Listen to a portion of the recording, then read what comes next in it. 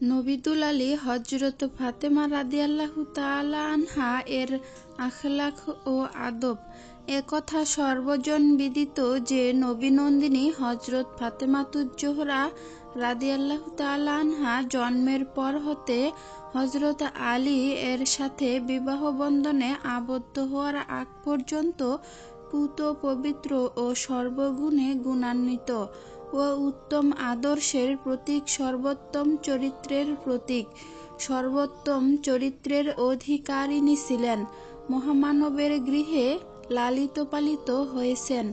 তিনি যেই মহামানবের সংস্পর্শে থেকে শৈশবকাল অতিবাহিত করেছেন, তার পূত পবিত্র জীবন ও চরিত্রের মহত্ব উল্লেখ করে বিশ্বপ্রভু আল্লাহ তাআলা মহাগ্রন্থ আল কোরআনে এরশাদ করেন, নিশ্চয়ই আপনি সর্বোত্তম চরিত্রের অধিকারী, দুনিয়ার পথ হারা পথভোলা মানব জাতিকে সঠিক পথের সন্ধান দেওয়ার জন্য যার আগমন হয়েছিল, যার আগমন ঘটেছিল পথহারা পথভোলা মানব জাতিকে মানবতা ও উত্তম চরিত্রের শিক্ষা দেওয়ার জন্য।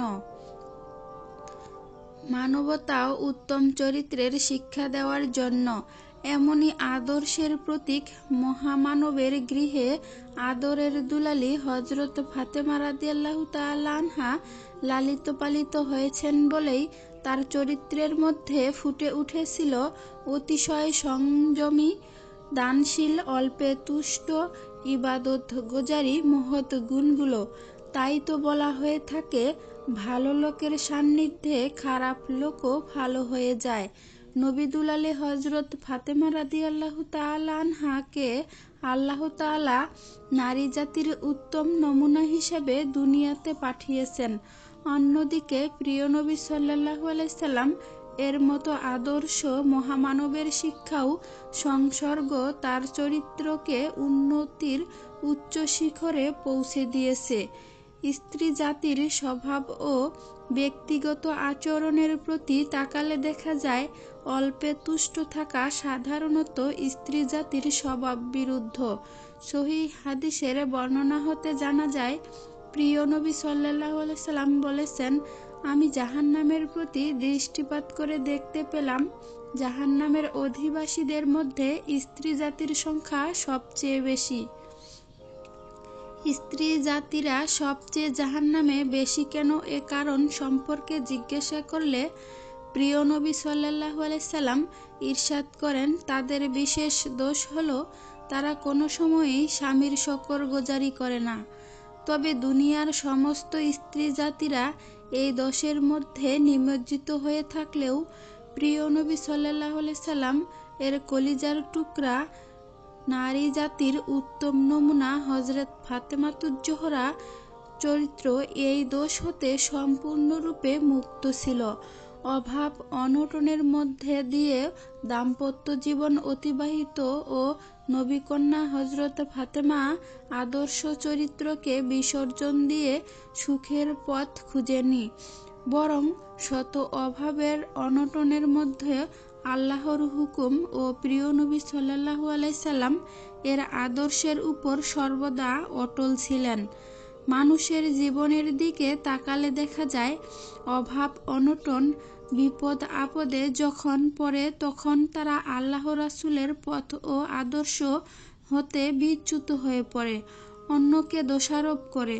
কিন্তু আদর্শের প্রতীক নারী জাতির উজ্জ্বল লক্ষ্য হযরত ফাতেমাতুজ্জোহরা রাদিয়াল্লাহু তাআলা আনহা অভাব অনটনের মধ্যেও জীবন অতিবাহিত করা সত্ত্বেও কোনো অবস্থাতেই কোনো বিষয়ে স্বামীর কাছে আবদার করেননি।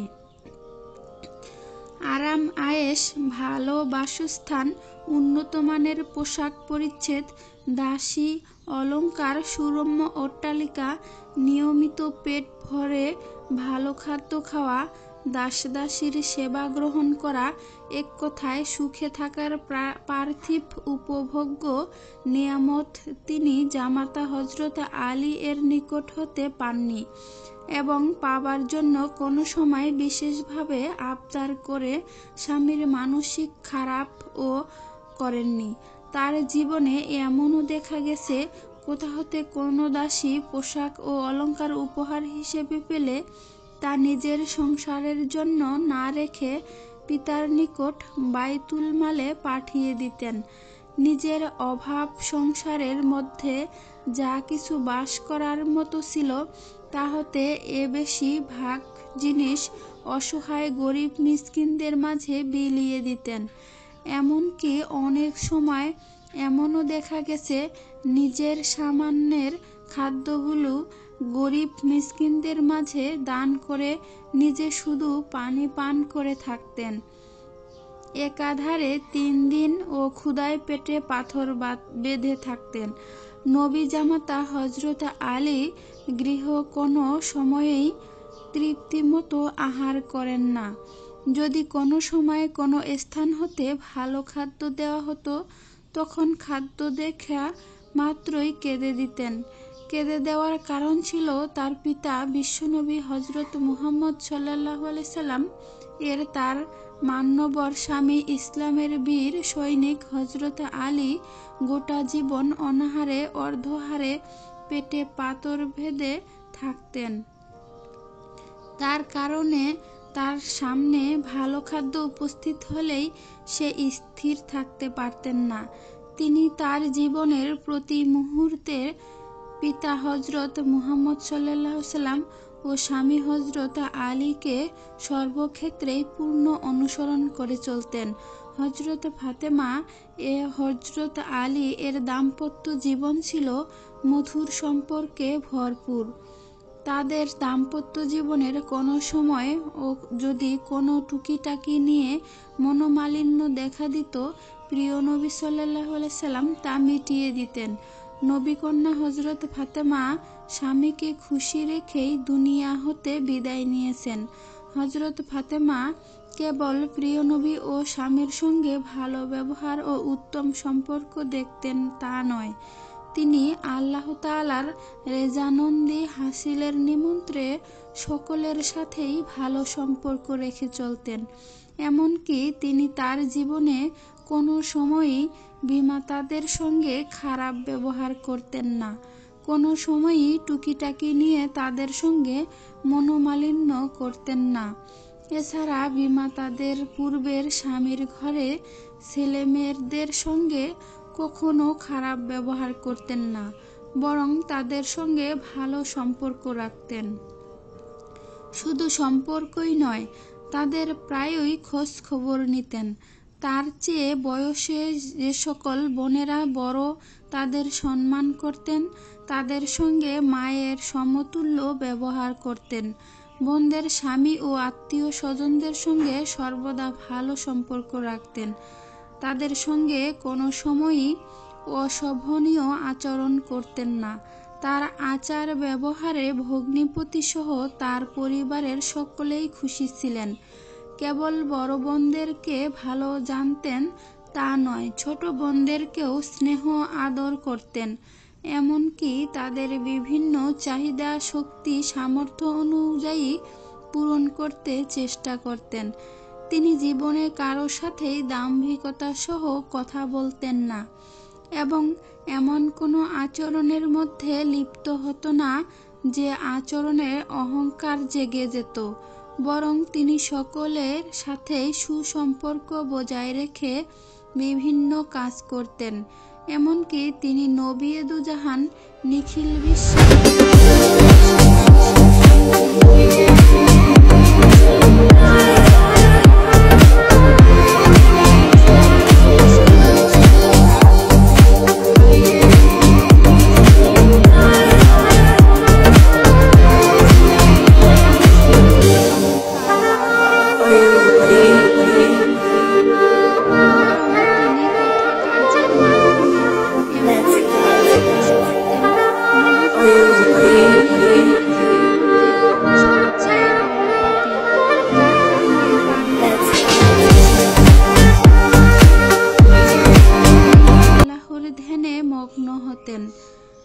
প্রিয় দর্শকগণ, শুনে এ আশ্চর্য হওয়ার কথা যে দুনিয়ায় জীবিত থাকাকালীন সময়ে বেহেশতের সুসংবাদ পাওয়া সত্ত্বেও আল্লাহ তাআলার হুকুম পালনে ইবাদত বন্দিগিতে অলসতা করতেন না। কোনো সময়ই নিজেকে আবেদা সাদেকা মনে করতেন না, বরং তিনি সর্বদা নিজেকে পাপী বলে মনে করেই সর্বদা ইবাদত বন্দিগি করতেন। তবে নবীকন্যা হযরত ফাতেমা কেবল নিজের মঙ্গল ও কল্যাণের জন্যই আল্লাহর কাছে বলতেন তা নয়, বরং তার আত্মীয় স্বজন, পাড়া প্রতিবেশীর সকলের অভাব অনটন ও কল্যাণের কথা বলতেন। তিনি মহিলাদের দাবি দাওয়া পূর্ণ করার জন্য সর্বাত্মক চেষ্টা করতেন। এমনকি কোনো মহিলা যখন হযরত আলী ও তার খিদমতে উপস্থিত হলে তাদের স্বামীর সামনে মেয়েই উপস্থাপন করতেন। কেবল উপস্থাপন সহ করতেন না, বরং তা পূরণের জন্য স্বামীর নিকট বিশেষভাবে সুপারিশ করতেন। আর তার নিকট যে সমস্ত দাবি দাওয়া প্রকাশ করা হতো তা পূর্ণ করার জন্যই সর্বাত্মক চেষ্টা চালাতেন। কোনো সময় প্রিয় নবী সাল্লাল্লাহু আলাইহি সাল্লাম এর নিকট কোনো দেশি বিদেশি মহিলা তাদের ব্যক্তিগত দাবি দাওয়া পেশ করার জন্য নবীকন্যা হযরত ফাতেমার গৃহে আসলে তিনি তাদেরকে সম্মানের সাথে পিতার নিকট নিয়ে যেতেন। তাদেরকে পিতার সামনে উপস্থিত করায়ে তাদের পক্ষ থেকে তাদের দাবি দেওয়া সমস্যার কথাগুলো নবীকন্যা হযরত ফাতেমা রাদিয়াল্লাহু তাআলা আনহা আদরের সাথে নিজেই বলতেন। আশ্চর্যের বিষয় হলো, কোনো সময় নিজের অভাব অভিযোগের কথা আল্লাহর নবী সাল্লাল্লাহু আলাইহি সাল্লামকে জানাতেন না, বরং অনেক সময় আল্লাহর নবী সাল্লাল্লাহু আলাইহি সাল্লাম এর আদরের কন্যা হযরত ফাতেমা এর সংসারের হাল অবস্থা জানতে চাইতেন। তখন তিনি জবাবে বলতেন, আল্লাহর রহমতে ভালো আছি। কিন্তু কোনো সময়ই সংসারের অভাব অনটনের কথা প্রকাশ করতেন না। নবীকন্যা হযরত ফাতেমা যখনই কোনো সমস্যা বা বিপদের মধ্যে পড়তেন তখন অস্থির হতেন না, বরং মানসিক শান্তি নিতেন এই ভেবে যে আমার সমস্যা ও বিপদ আল্লাহর দৃষ্টির বাইরে নয়, বিধায় তার খুশিতেই খুশি থাকা উচিত।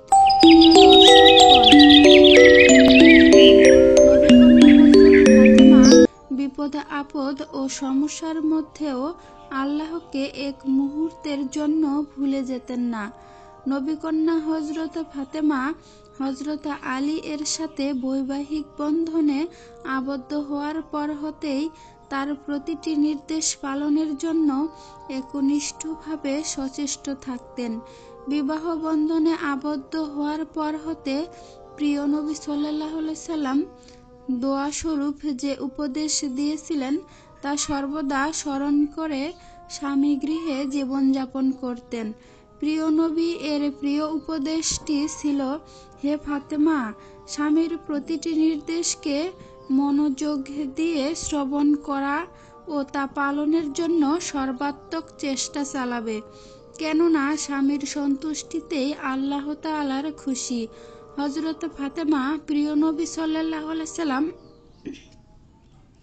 এর উপদেশকে স্মরণ করেই জীবন চলার প্রতিটি মুহূর্তে হযরত আলী এর আনুগত্য এবং তার মন সন্তুষ্টির সম্মতি লাভের জন্য দিবারাত চেষ্টা চালিয়ে যেতেন। নবীকন্যা হযরত ফাতেমা কেবল স্বামীর নির্দেশ পালনের মধ্য দিয়েই তার মনোতুষ্টি অর্জন করতেন না, বরং তার পবিত্র চেহারার মধ্যে কোনো পেরেশানি কিংবা মলিনতা দেখা মাত্রই তা দূর করার জন্য পাগল হয়ে যেতেন। নবী জামাতা সারা দিনের হাড়ভাঙ্গা পরিশ্রম করে যখন গৃহে ফিরতেন তখন তার পবিত্র শরীর মোবারক হতে পরিশ্রমের ঘাম ঝরঝর করে পড়ত। কিন্তু হযরত ফাতেমা তার মধুমাখা ব্যবহার ও স্বামীর সেবার মাধ্যমেই দুঃখ কষ্টের কথা মুহূর্তের মধ্যে ভুলে যেতেন। অক্লান্ত। অন্যদিকে হযরত আলী সারাদিন পরিশ্রমের পরে গৃহে ফিরে নবীকন্যা হযরত ফাতেমা এর সাংসারিক হাল হকিকত জিজ্ঞাসা করতেন। কিন্তু নবী দুলালী ফাতেমা এমন কোনো কথা মুখ হতে উচ্চারণ করতেন না যাতে হযরত আলীর হৃদয়ে কষ্ট পেত। নবীকন্যা হযরত ফাতেমা কেবল তার গৃহেই আদর্শ নারীর ভূমিকা পালন করতেন তা নয়, বরং গৃহের বাইরেও ছিলেন একজন উত্তম সেবিকা। তিনি কোনো সময়ই গরিব ও অভাবী বলে কাউকে ছোট ভাবতেন না, বরং অসহায় অভাবীদেরকে ভালোবাসতেন ও যথাসাধ্য তাদের সাহায্য করতেন। আর গরিব অভাবীদেরকে ভালোবাসার কারণ হলো তিনি নিজেই তো অভাব অনটনের মধ্যে জীবন যাপন করেছেন, যার কারণেই গরিব অভাবীদেরকে দেখা মাত্রই তার পবিত্র চেহারা মোবারক মলিন হয়ে যেত। যে পর্যন্ত তাদের সাহায্য সহযোগিতা না করতে পারতেন সে পর্যন্ত তার হৃদয়ে কোনো তৃপ্তি পেত না। প্রিয় দর্শকগণ, একটু চিন্তা করে দেখুন, নবীকন্যা হযরত ফাতেমা এর অভাব অনটনের মধ্যে জীবনযাপন করে গরিব দুঃখীদের সাহায্য করার জন্য কিভাবে ব্যস্ত হয়ে যেতেন। কিন্তু অতীব দুঃখের বিষয় হলো আমাদের সমাজের মধ্যে অনেক ধনাঢ্যবান মুসলিম নরনারী আছেন যারা অগাধ সম্পদের মালিক, কিন্তু তারা তাদের সুখ শান্তি নিয়েই সর্বদা ব্যস্ত থাকেন। কিন্তু তাদের গরিব আত্মীয় পাড়াপড়শি অনেকেই এক মুঠো ভাতের জন্য পাগলপানা হয়ে ঘুরছে। তারা তাদের একটু অনুভূতি পেলেই জীবিকার পথ খুঁজে বের করে খোদাই জীবনযাপনের পথ বেছে নিতে পারতেন, কিন্তু তা না করে আমাদের সমাজের কতিপয় ধনাঢ্য ব্যক্তির বিশেষ দিন পালনের মধ্য দিয়ে যে অর্থ ব্যয় করেন তার সামান্য কিছু অংশ দিয়ে যদি মুসলিম অসহায় গরিব অনাথদের সাহায্য করতেন, তাহলে তারা এক মুঠো ভাত খেয়ে আল্লাহ চাইতে ইসলাম জীবনযাপন করার পথ খুঁজে নিতে পারতেন। আল্লাহ তাআলা আমাদের সকলকে নবীকন্যা হযরত ফাতেমা এর মতো গরিব অনাথদের সাহায্য করার মন মানসিক সৃষ্টি করে দিক।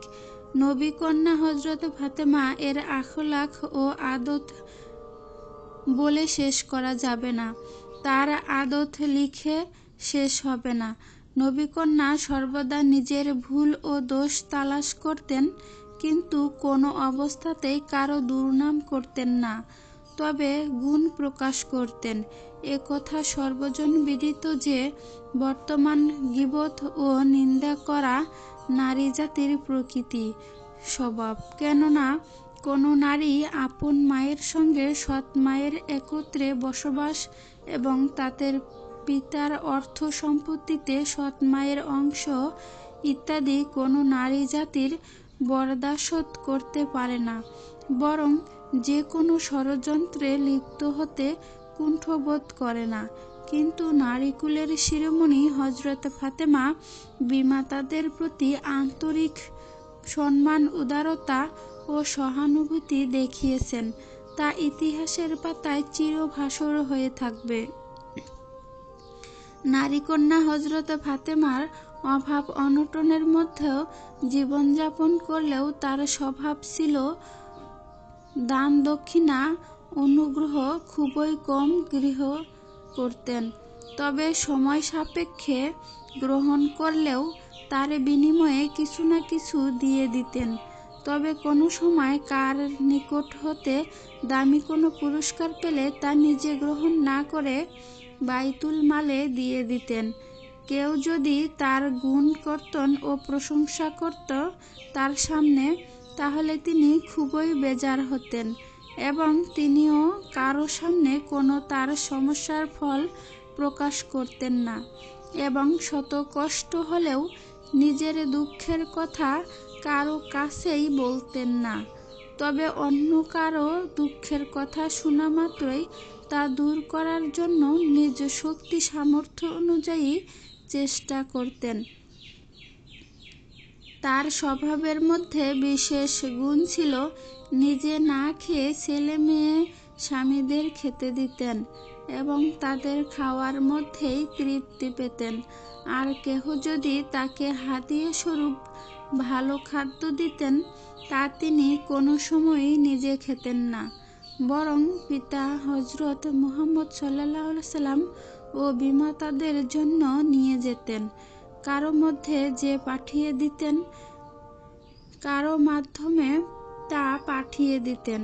কোনো কোনো বর্ণনা হতে জানা যায় উম্মুল মুমিনিন হযরত আয়েশা নবী-দুলালী হযরত ফাতেমা এর বয়সে 5 বা 6 বছরের ছোট ছিলেন, কিন্তু হযরত ফাতেমা সর্বক্ষেত্রেই হযরত আয়েশাকে মা বলে ডাকতেন এবং সর্বক্ষেত্রেই মায়ের মতো মর্যাদা প্রদান করতেন। নবীকন্যা হযরত ফাতেমা জীবন চলার পথে ছোট বড় সকলের সাথেই ভালো সম্পর্ক রাখার চেষ্টা করতেন। সকলের সাথে কোমল ভাষায় মিষ্টি সুরে কথা বলতেন। সর্বোপরি কথা হলো, নবীকন্যা হযরত ফাতেমাকে প্রিয় নবী সাল্লাল্লাহু আলাইহি সাল্লাম যেমনই স্নেহ ও ভালোবাসতেন, তেমনি তিনি তার উত্তম চরিত্র ও উত্তম আদর্শ দ্বারা প্রতিটি মুসলিম হৃদয়ের মন কেড়ে নিয়ে ইতিহাসের পাতায় চিরভাস্বর হয়ে রয়েছেন।